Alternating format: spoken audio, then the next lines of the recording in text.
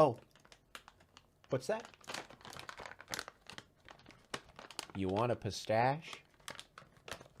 I got one for you. Want it? Sit. Sit. Roll over. Roll over. Up. Up. Just kidding, fuck you. These are my pistaches. To think you'd ever deserve one of my pistaches. Disgusting. Get out of my face. You disgust me. Sometimes they have to kill us. They have to kill us. Because they can't break our spirit. Someone said worst stream ever.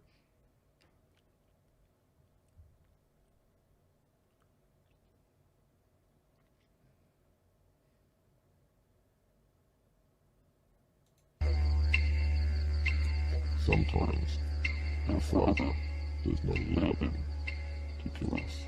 These are the disturbing words spoken by Gareth Train, a former Australian schoolteacher who fell down the rabbit hole of paranoia and conspiracy theories. Now, many strange behaviours were observed in his younger life, and in recent years, this crazed conspiracy theorist pushed himself away from the rest of society. But this man was not alone, and in December 2022, with his brother... I thought you were going to say touch purple. Okay, someone got the reference. Someone got the pistache reference. Like Apollo the African Grey? Yeah, okay, you got it. You want a pistache? Touch purple. Glass. Thank you, Kylie, for the 20. Fun stream. Go get more nuts. $20? I'm going to get multiple nuts. Multiple. Yeah, guys, I watch a lot of bird videos because of my bird. I find birds epic and cool. And his wife by his side. The trio would go on to orchestrate and conduct one of the worst tragedies in modern-day Australia.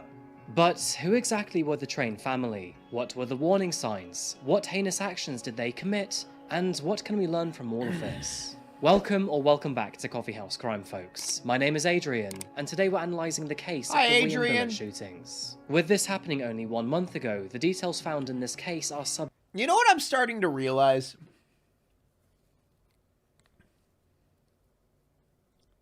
Crime channels.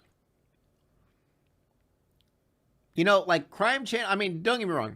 I watch a lot of crime, obviously, on this channel. I watch a buttload of crime videos. But something I've noticed. Crime channels are popping out like daisies. Like they're just popping out left and right. New crime channel. New crime channel. New crime channel. And we have shootings like 3 times a day. So these shootings are basically making people's careers by how much crime happens. I mean, to be fair, it's not only in America, these crimes, but you know what I'm saying. It's like, I feel like there's a direct correlation. Okay, maybe I'm being a conspiracy theorist here. I feel like there's a direct correlation to all the crime that is consistently climbing in America and crime channels. It's a good market. I'm not saying it's bad. But yeah, it is a good market. Boomer take. What? What? How in any way is that a boomer take? What? How? I am actually trying to like grasp the concept of a boomer even making that case. A boomer would say that everything's fine. A boomer would say that everything's... What do you mean? America's doing great. Thank you, Kylie, for the $2. What? Grasping concepts is a boomer move. It was, dude, okay, am I just getting baited again? I feel like I'm just getting baited again. Crime is growing globally. Well, yeah, but in America, it definitely is very fast. If I was a boomer, I would just talk about how I don't want my guns taken away. Guys, I'm cool. I'm young and hip. I'm a millennial. I'm a millennial that all Gen Zers complain about on TikTok. That's me.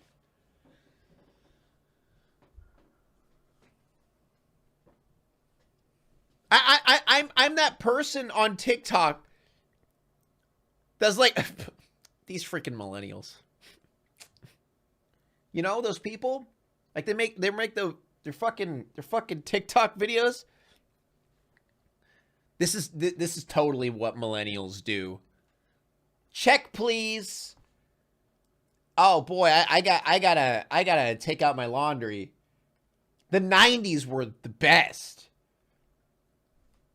I don't know. I'm trying to think of like something that they make fun of. What do they make fun of? I know that they make fun of millennials, but I don't even know what for. I just made up random phrases that could possibly fit into millennials. Subject to change, but this is everything we know so far about this awful Because they tragedy. can? True. But before we begin, and just to let you know, that I post true crime and strange cases here weekly. Oat milk lattes and avocado toast? I feel like that's more of a Gen Z thing, is it not? Dude, I'll be honest though. Anyone who defines someone's personality dependent on what generation they were born in, unless it has to do with like a political stance, it's stupid. You know? What are millennials? People born in the 90s or some shit. I don't know. That is your sort of thing, please consider subscribing to Coffee House Crime. Now, I'm sure you all know the drill by now, but please grab yourself a coffee, pull up a seat, and get ready for the deep dive. I forgot my coffee! This is the case of the Wieambilla shootings.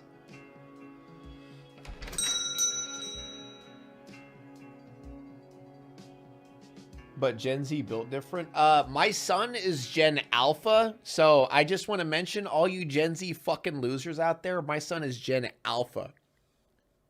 So you basically are Gen Beta at that point. G'day, folks. Now, we may only be halfway through January, but this video is our second Australian case of the year. And that's for very good reason too, because I genuinely meant what I said in our previous case down under.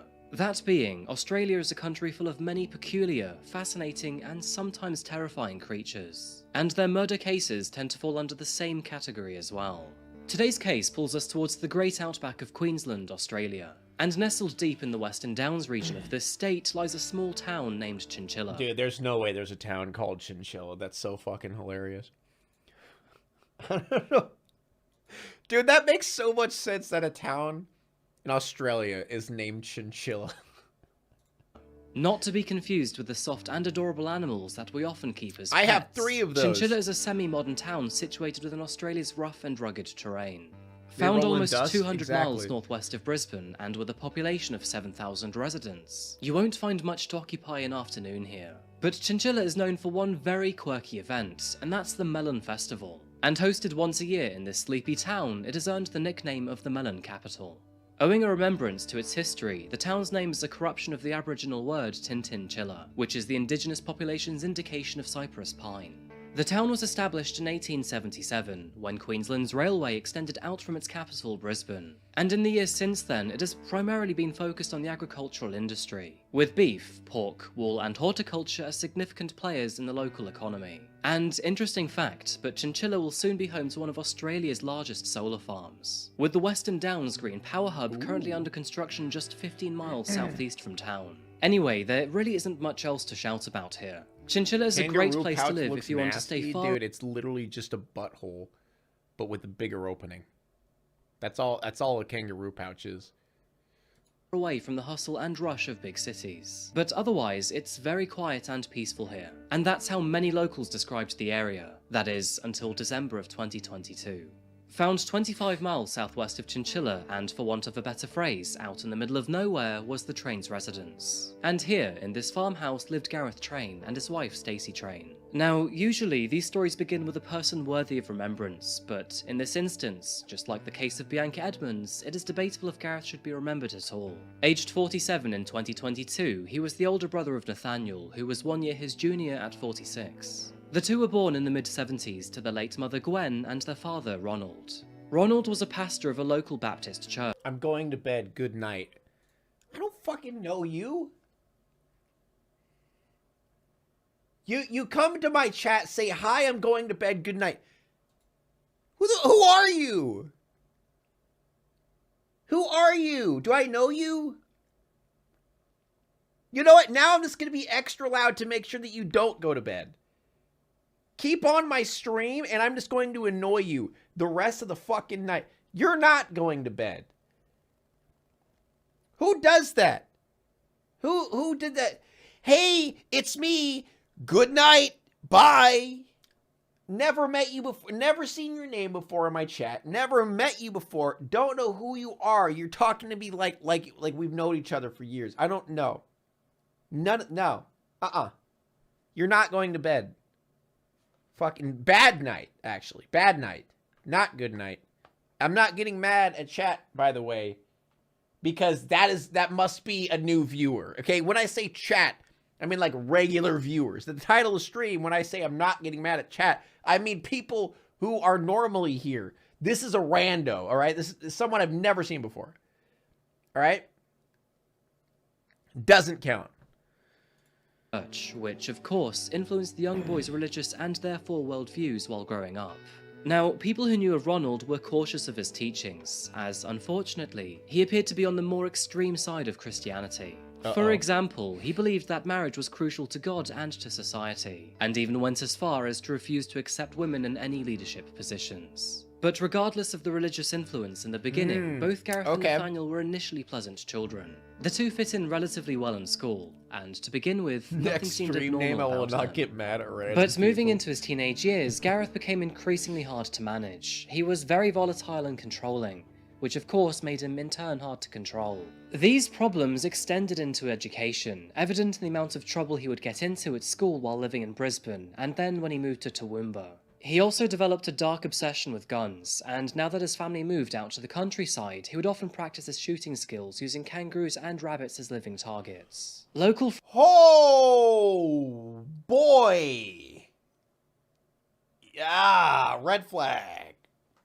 Giga red flag. friends were becoming uncomfortable too, as it was reported that Gareth would try to force them to use his gun, even when they expressed their discomfort. In almost everything he did, he was shadowed by his younger brother, Nathaniel, and the junior siblings' obsession with guns was sadly no different. The two would often practice their aim together. However, in the 90s, there was one very big yet simple difference between the two, and that was love. Nathaniel was still attending school when his family made the move to Toowoomba, and soon after enrolling into his local high school, he met and fell in love with a young woman named Stacey Christoffel.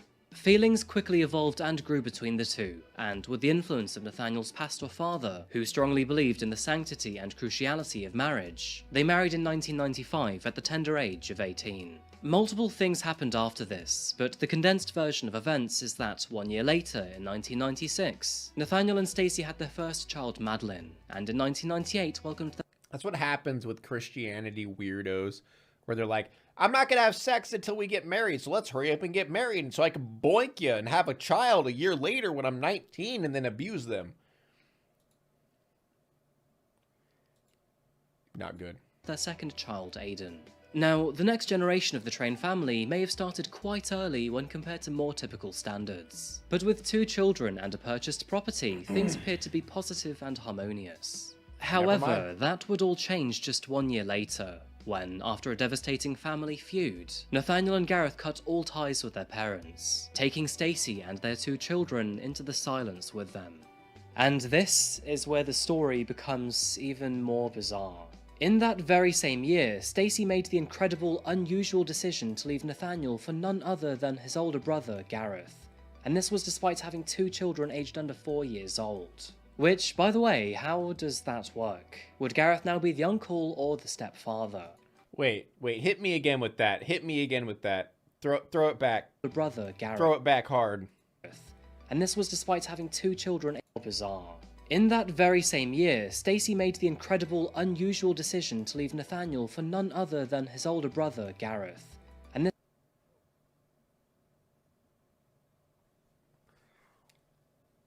Wait a second. Okay, wait a second. Wait a second. Am I hearing this right? Am I hearing this right?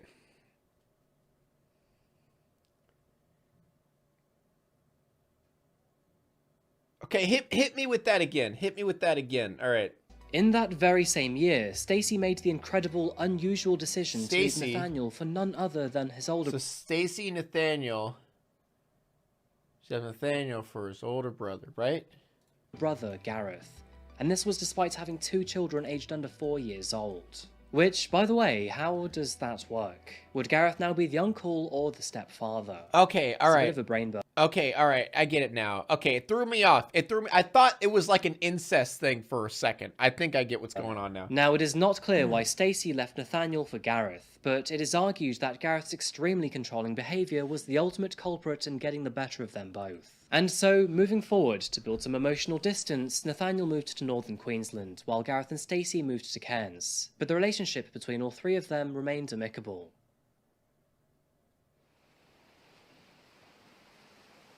Several years passed, and by the year 2015, many things had changed in the trio's lives. After a few years of distance, Nathaniel returned to live with Gareth and his now wife, Stacy. Aside from living with each other, all 3 adults were training to work in the educational sector. And they're living with each other?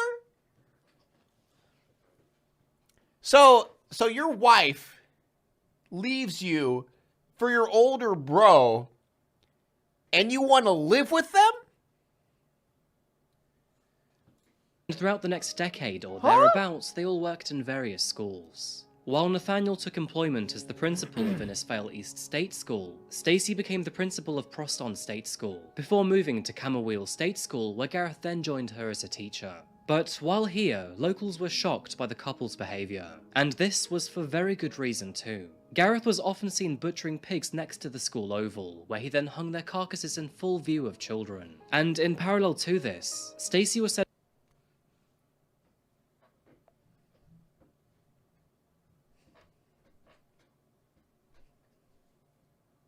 to punish students who complained about bullying, instead of helping them against their tormentors. Things were not looking good out of school either. Okay, that's just classic school, though. You know, blame the victim, not the bully. Previous neighbors described... blame the victim for being a pussy loser. You know, don't blame the bully, because the victim shouldn't be a pussy loser, you know? The trio is nasty, aggressive, and paranoid people, who installed surveillance cameras, floodlights, and barbed wire around their property. It was in the month of February 2015 that Gareth and Stacy would ultimately buy a property central to our case today. And this was a rural standalone farmhouse at 251 Waynes Road in Weambilla, Queensland, all for the price of 95,000 Australian dollars. Chinchilla can be found 25 miles northeast of their property. And with this being the closest town, their home was considered to be remote. I mean, just look at the aerial maps for yourself. This plot of land can afford you a lot of privacy. But the move did nothing to change their abnormal behaviour, and soon after this, Gareth quit Queensland Education in 2016 amid complaints from locals about his behaviour. Now, Gareth had always been somewhat of a conspiracy theorist, but things would only get worse from here on out. So, let's start with one of his favourites, chemtrails. Chemtrail conspiracy theorists believe that long-lasting condensation trails left behind by aircraft are actually chemtrails, which consist well, that's obvious. of chemical or biological agents. Now, according to those who like to wear tinfoil hats, they are apparently sprayed into the sky in order to subdue and control the general public. Taking things one step darker... Yeah, that's what it is. What do you mean? Gareth also believed in the sovereign citizen movement. Sovereign citizens believe they are not under the jurisdiction of the local government, and further consider themselves to be exempt from national law.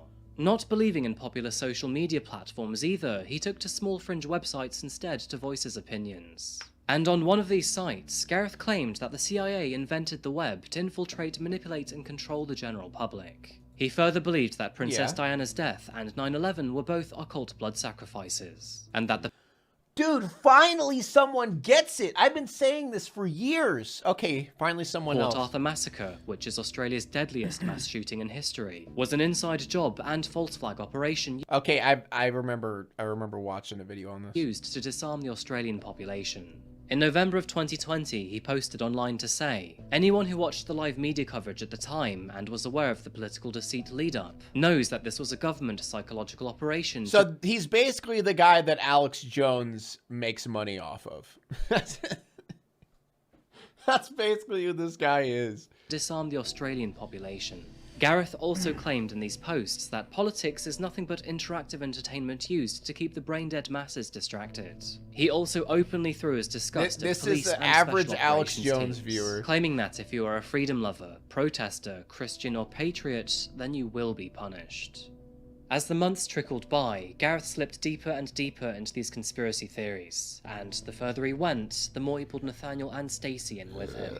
As the year 2020 began, the entire world woke up to the dangers of COVID-19. I know someone like this? Yeah, and me when too. vaccines eventually became available, Me too. so did the many theories of implementing them. Oh, now, boy. I personally don't care what side of the vaccine fence you're on, but these three were strictly against any and all vaccinations. And when the vaccine became mandatory for all public service roles in Australia, it became a serious issue for Nathaniel, Gareth and Stacey. After suffering a heart attack in August 2021, Nathaniel was put on sick leave, and several months after this was asked to take a mandatory vaccine for COVID-19. However, after refusing to take it and spending several months on sick pay, the school's board decided to permanently fire him from his job. Following a flurry of angry emails to education chiefs, Nathaniel disappeared from the public eye in July 2022. By October, he messaged friends for the last time, and by December, the police had made a public appeal to help find him. Things were not going well for Stacey either. Following the upcoming vaccination requirement deadline in December 2021, she quit her teaching role at the Tara Shire State College. With all three members of the Train family now out of work, into a wide range of conspiracy theories, and Nathaniel now officially missing, the few that knew of him, Gareth and Stacey, began to grow weary. But those around the Trains were not the only ones who were becoming concerned. Unknown to everyone else at the time, but Nathaniel had not actually disappeared, and instead he had moved back in with Gareth and Stacey at the Wiambilla farmhouse. Their Very secrecy normal. may have been deliberate, as it turns out at the time, which was December of 2022, Nathaniel actually had a warrant out for his arrest. Back in December of what? 2021, Nathaniel violated COVID restrictions by travelling through the bush from New South Wales to Queensland, and after his vehicle became stuck I really like your stream more when you get mad at chat. Okay, well, that sucks because I don't get mad at chat anymore. So that you read the title of the stream. If you don't like that, get out.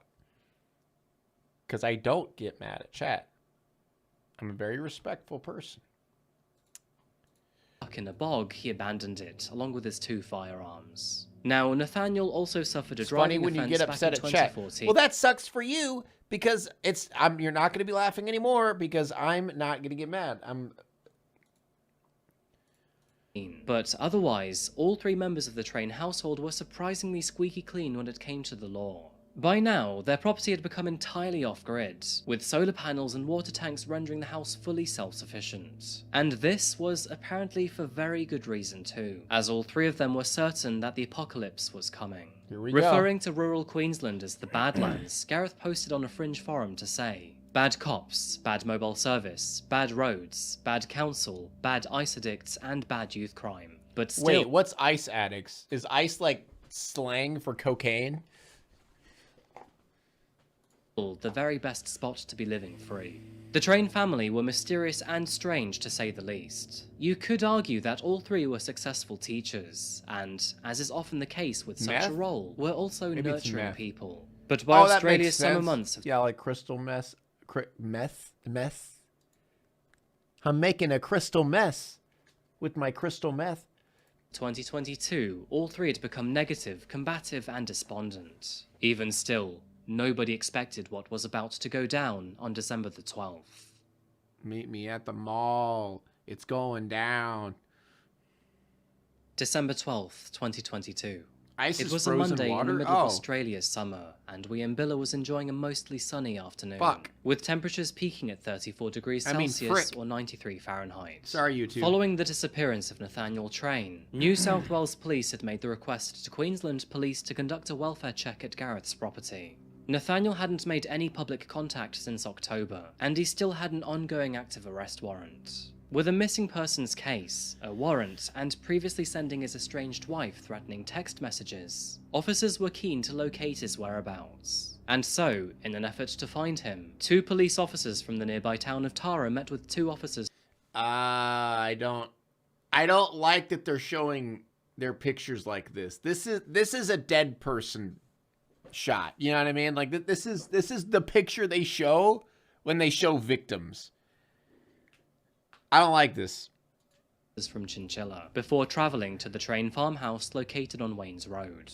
Arriving at the locked gate of the property at around 4:30 PM, officers honked their horn for the owner's attention. However, nothing came back from this, and the 4 officers were met with silence. Since this was a welfare check and the circumstances were not that serious, they decided to take a look around. They hopped the gate before making their way to the farmhouse. But tragically, very little did they know that this would have shockingly grave consequences. Just moments later, the 4 landmines officers were met with a flurry of bullets originating from the farmhouse. And amidst the sudden and severe escalation, it became evident that Nathaniel, Gareth and Stacey had opened fire.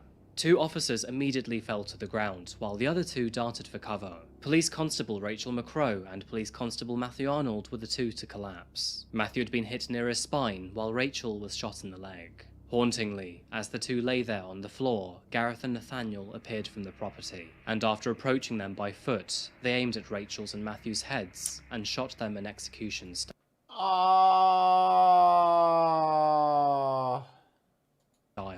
Constable Randall Kirk and Constable Keely Brough dug themselves into the terrain, taking cover from any further gunfire. Thankfully, they were both able to evade bullets and eventually call for backup.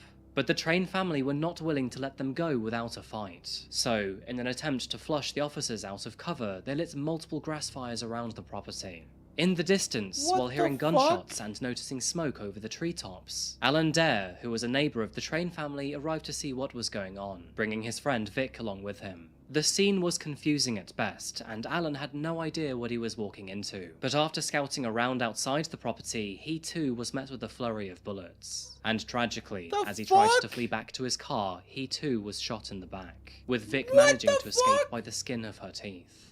By 6 PM, both... Dude, imagine just, like, going to see, like, a freaking forest fire happening at your neighbor's house to help, and you just get shot. What the remaining fuck officers is had happening? managed to escape into the Australian bushland. However, Gareth, Nathaniel and Stacey were still very much at large and were not going to give up.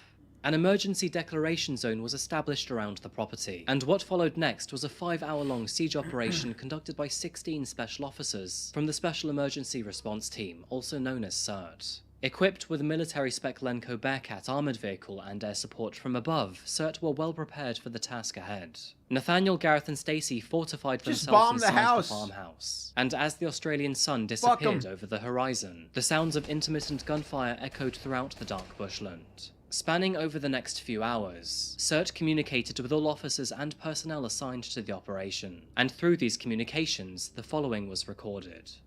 Both males, both arms, both discharging rounds towards the white side.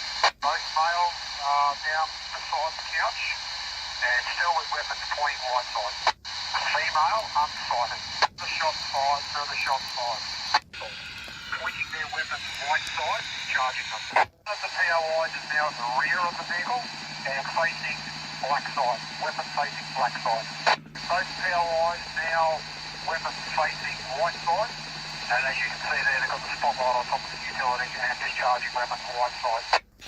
POIs at open driver's door. Weapons resting on the door. Weapons facing the white side. Weapon discharging white side. Yeah, 500 Polly 2 received, yeah. A number of shots going off there continually every 5 seconds. Polly 2, POI 2, still moving. Polly 2, the thing I don't get is, like, you know, why? Like, what? Why? You know why? Why? BOI2 is now on his back. But number 2 is still moving on the couch. Number 1, no movement. 2-thirds, so female down, female down. Follow 2-thirds, so he shot fired from number 2 towards white side. 2-thirds, so BOI number 2 still discharging rounds. Number 1 and female are down, no movement. Number 1 and female are down, no movement. Number 2 is down, still have movement, drop the ground. Follow 2-thirds, no change. The movement has definitely reduced. 2-thirds, no movement from number 2, no movement from number 2. Again, meth, that's why? And finally, I thought they were shortly against after meth. 10:30 p.m. What do you mean? That their thing was saying that people are druggies and they don't like that.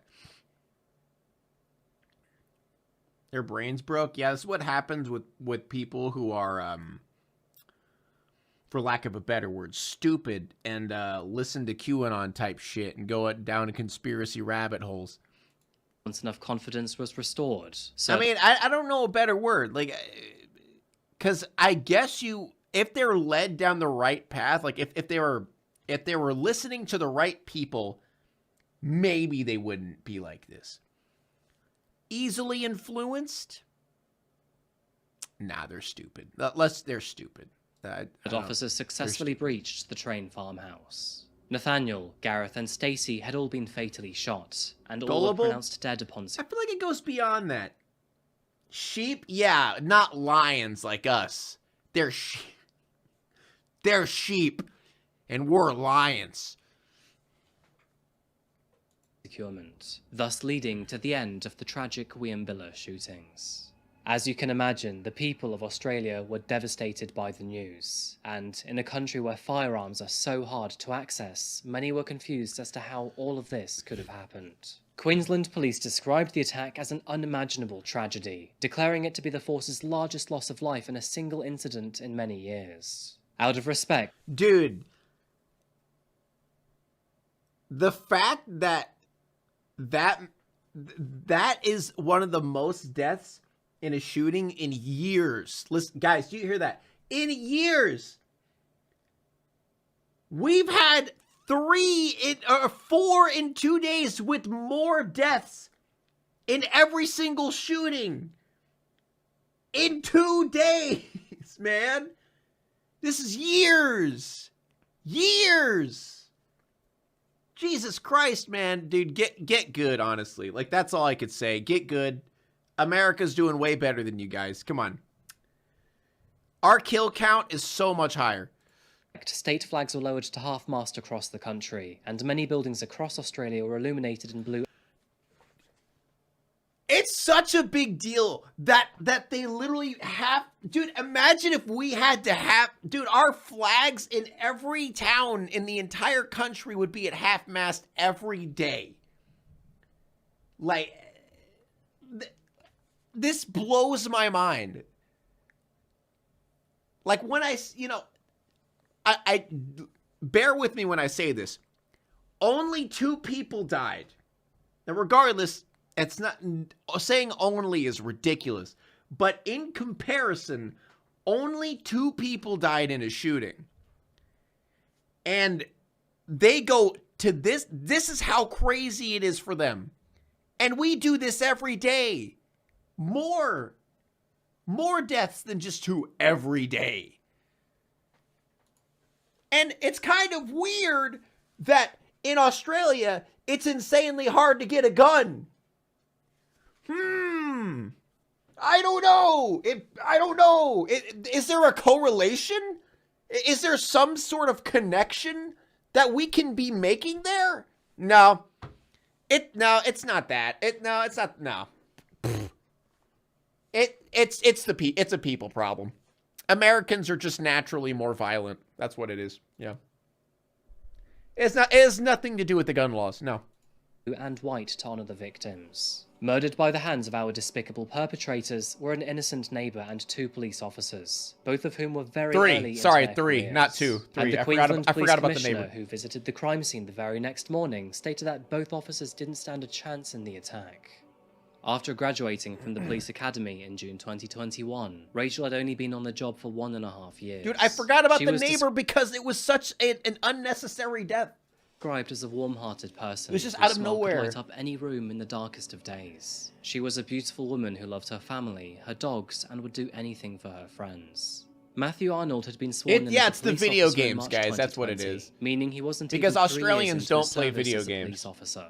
Growing up as a triplet sibling in Parkinson, south of Brisbane, Matthew was described as a man with a broad, cheeky smile who strived to do his best at school. Matthew loved volleyball and was a big man with an even bigger heart. And tragically, at the time of his murder, Yeah, actually, that's a good point. America, where 6-year-olds even have guns. Remember the 6-year-old who walked into a fucking classroom and shot his teacher? Just a normal day in America. But don't worry, guys.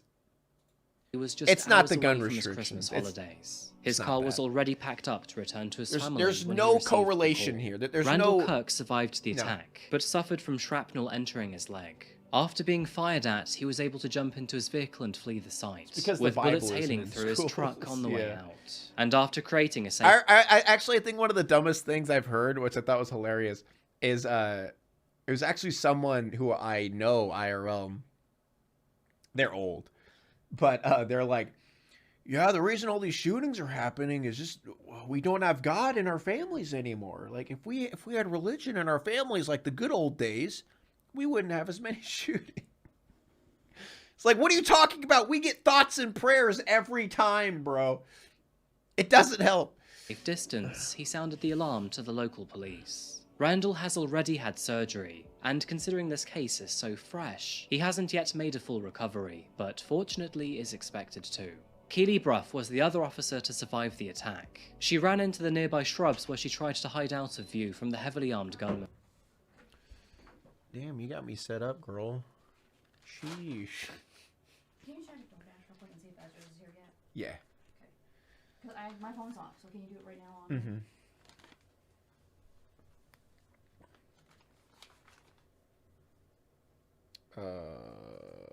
6:59, so it looks like it. No, I just got it. Oh, you just got it? No, I got Jersey Mike's just now. I don't see anything.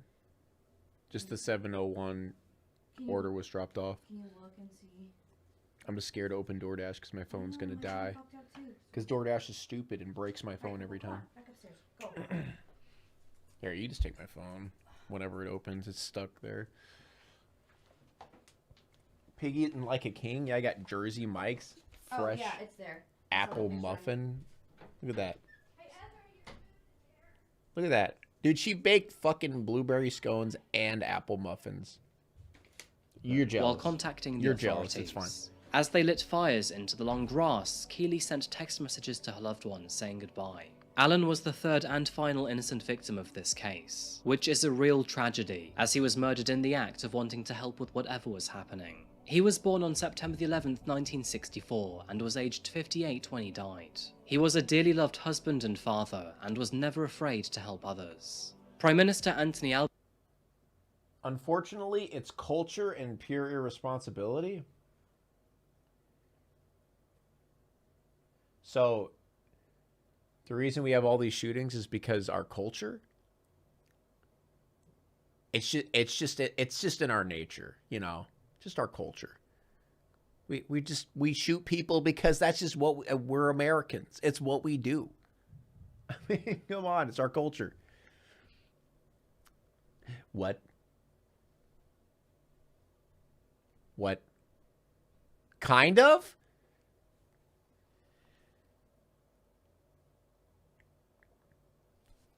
Dude, this is literally why we're never going to have change, man. This is literally why we never are going to have change. It's because there's always those fucking idiots. Those idiots that are just like, oh, it's just America. It's just what we are, you know? It's just our culture. It's just what we do. Can't really fix it.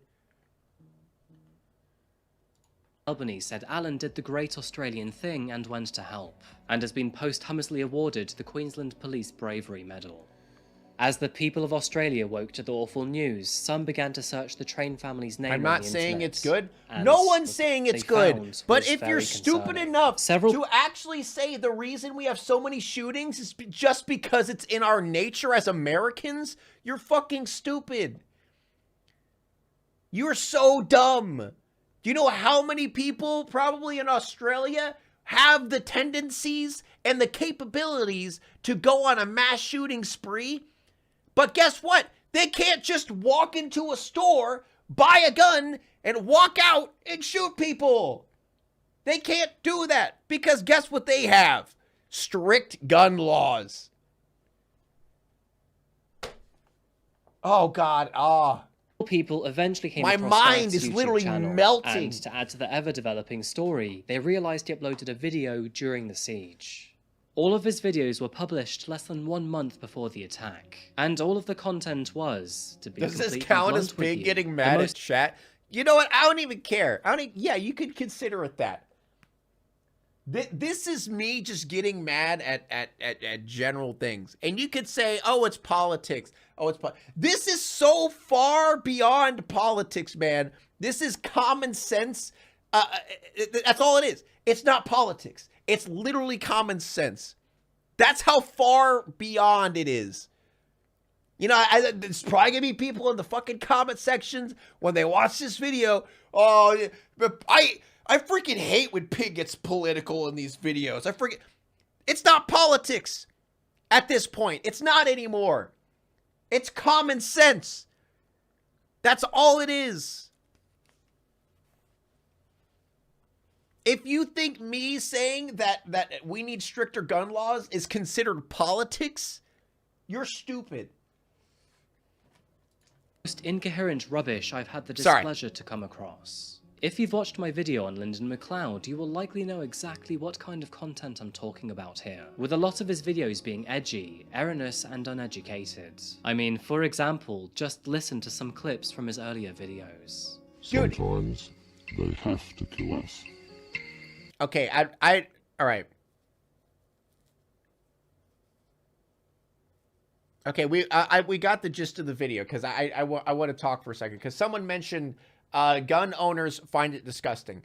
I am not saying gun owners are bad people. There are so many gun owners that are great people that would never shoot anybody.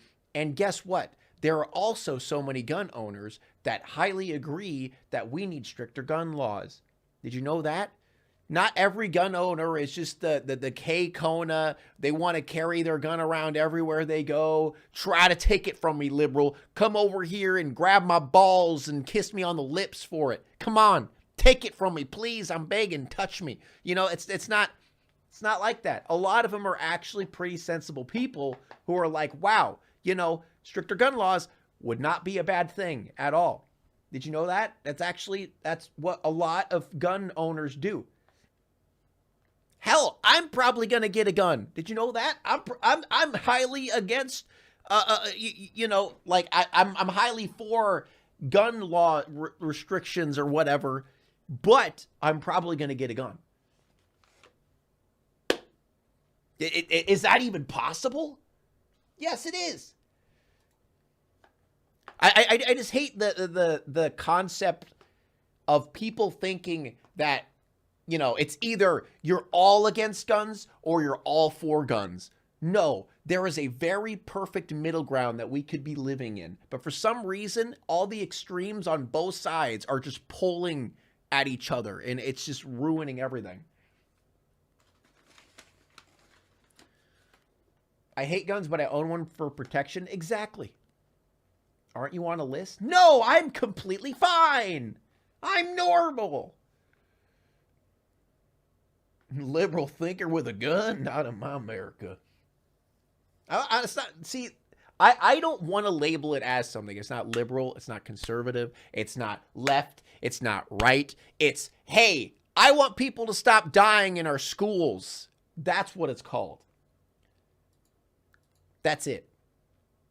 I'm just mentioning that. I don't want to say that I'm left. I don't want to say that I'm right. I don't fucking care. I just want children to stop dying in schools. That's it. That's all I fucking care about. Now I'm gonna eat my Jersey Mike's. Now it's time to walk away. I hope you enjoyed your stay. Did you laugh or cry or maybe subscribed? I'll thank you either way. You know I will miss you. I hope you return. Tell your friend or your mother to get me more views, please.